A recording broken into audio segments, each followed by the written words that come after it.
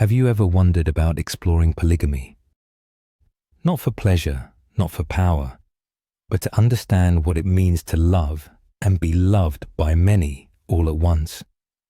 To live in a family system shaped not by modern ideals of romance, but by ancient notions of duty, spirituality, strategy, and social survival. Polygamy is often reduced to stereotype, either fetishized as exotic or condemned as oppressive. But its true history tells a far more nuanced and intricate story. It is a mirror that reflects humanity's deepest instincts and highest aspirations. If you were to step into this world, really live it, what would you see? Who would you become? In the early centuries of Islam, polygamy was not seen as indulgence in excess, but as an ethical framework crafted for balance, justice, and care. The Quran did not invent polygyny, but it refined and restricted it in a tribal culture where men often died in battle and widows were left vulnerable. The Quran allowance for a man to marry up to 4 women served as both compassion and social order. But there was a catch, a serious one. The condition was absolute fairness. Marry 2, 3, or 4, the text says. But if you fear you cannot be just, then one is better. That clause would echo through centuries of Islamic jurisprudence and debate. Imagine life in an 11th century Cairo household. The patriarch, a respected merchant, lives with 3 wives in adjoining quarters. Each woman has her own space, her own servants, and her own children.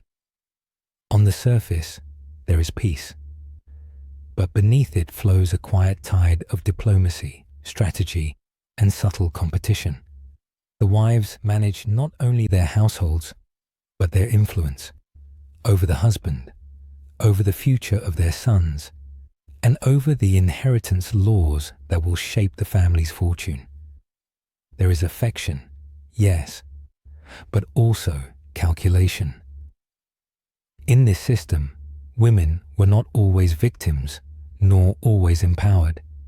They were individuals, navigating a structure that offered both limitation and leverage. Many exercised agency through wit, lineage, or alliances with relatives and scholars. Some were educated. Some ran businesses.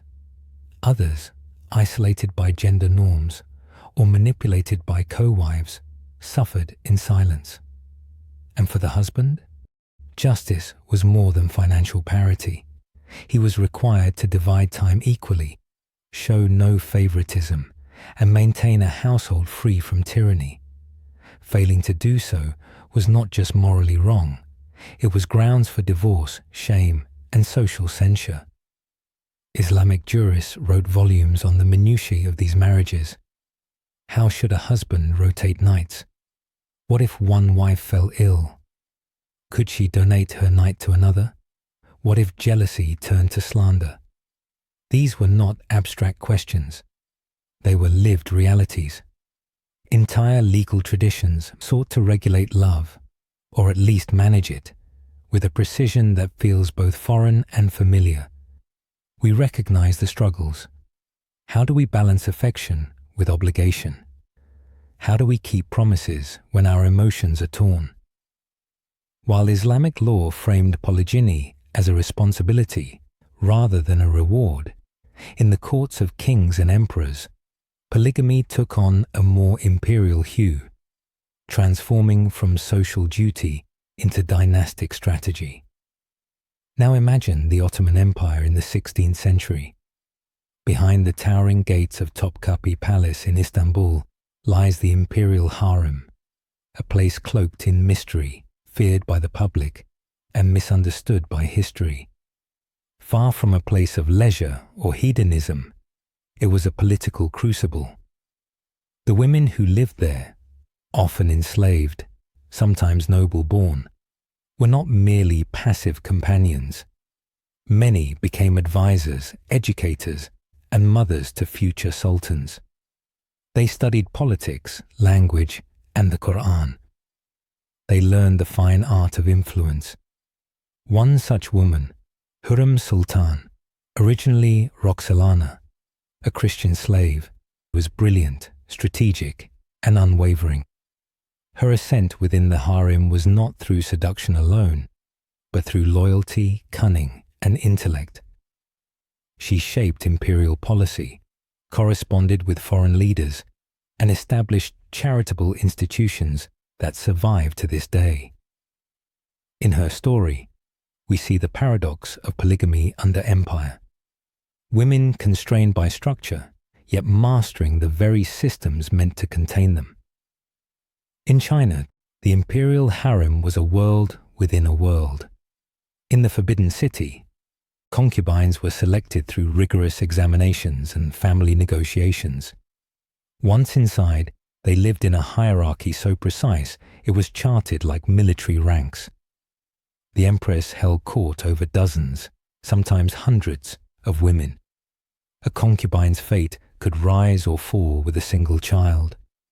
One son could bring her honor. One misstep could lead to her disappearance.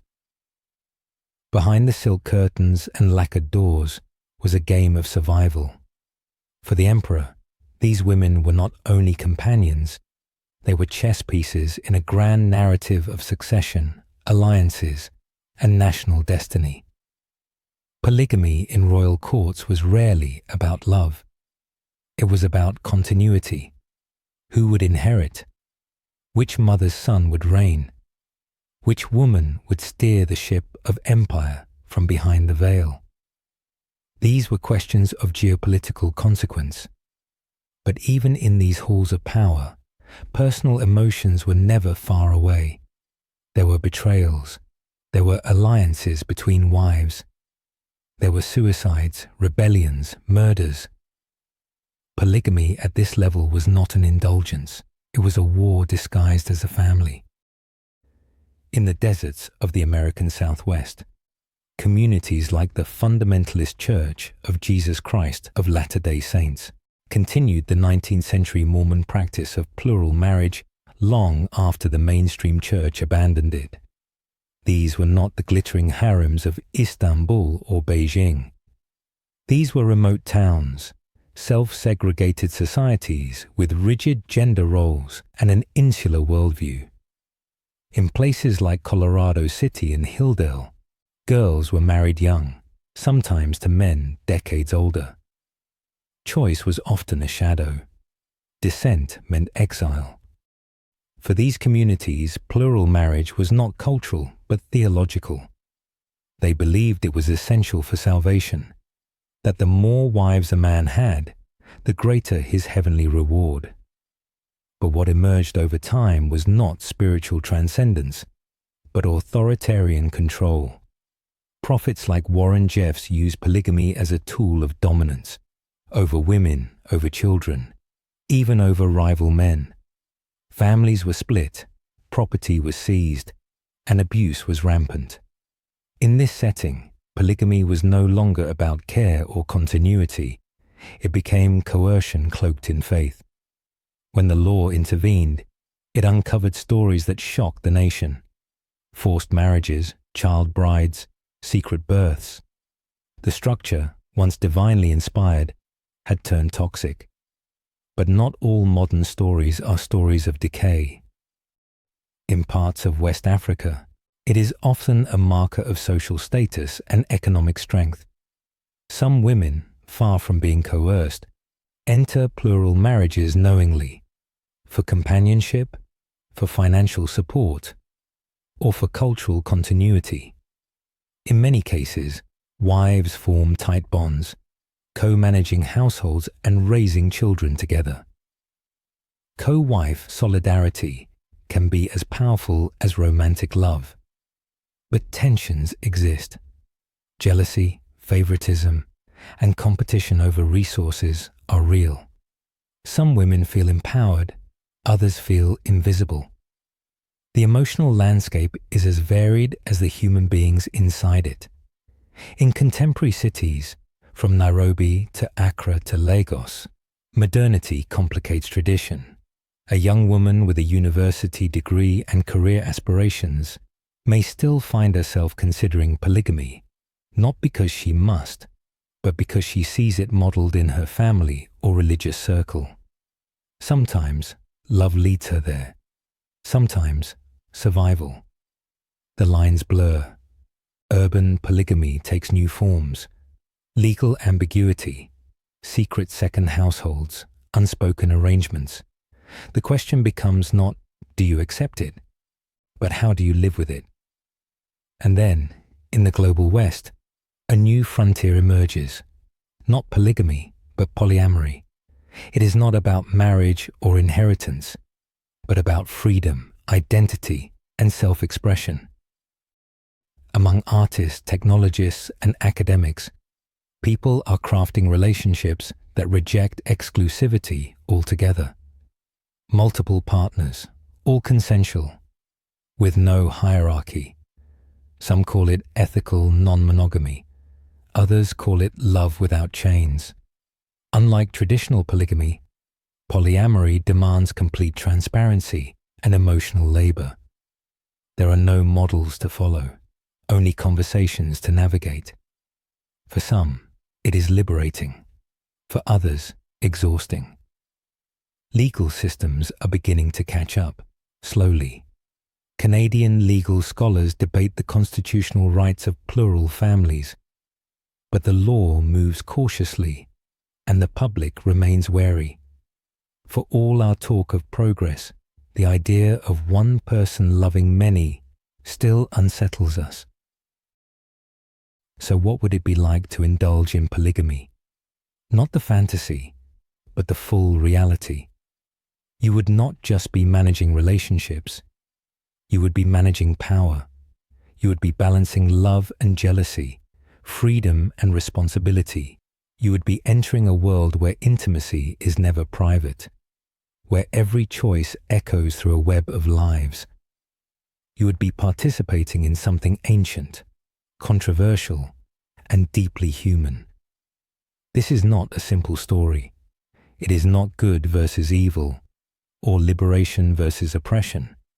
It is a story about structures, legal, religious, emotional, and how people live inside them.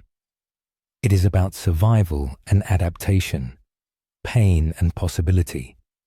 Whether in the scholarly halls of Cairo, the palaces of Istanbul, the towns of Utah, or the shared flats of San Francisco, the question remains the same. How do we love fairly and fully in a world that rarely allows both? Polygamy, in all its forms, forces us to ask not just who we love, but how. How much of ourselves can we give? How do we protect one another from harm? And when we seek more connection, more belonging, are we prepared for what it costs? In the end, to indulge in polygamy is to enter into a conversation far older than law and far deeper than doctrine. It is to step into the most sacred, difficult question of all. When love no longer fits within a single bond, does the heart become more whole, or does it slowly come apart in silence?